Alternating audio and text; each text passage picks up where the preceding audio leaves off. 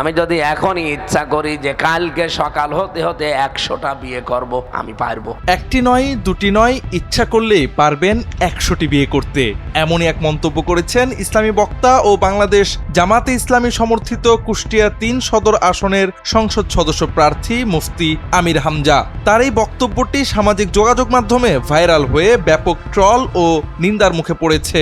সম্প্রতি এক ওয়াজ মাহফিলের মঞ্চে বসে তিনি বলেছেন এই কথা। বক্তব্যে তাকে বলতে শোনা যায়, আমি যদি এখনই ইচ্ছা করি কালকে সকাল হতে হতে 100টা বিয়ে করব, তা আমি পারবো।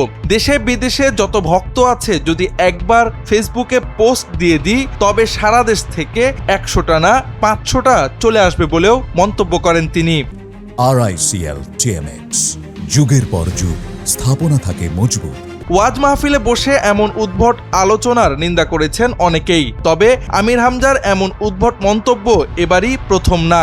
এর আগে তামিল হিরোইন রাশমিকা মান্দানার সৌন্দর্যের বিবরণ দিয়ে বক্তব্য দেওয়ায় সমালোচনার মুখে পড়েছিলেন তিনি। বাংলাদেশি হিরোইন সুপারস্টার শাবনূরকে নিয়েও তার বক্তব্য ভাইরাল হয়েছিল।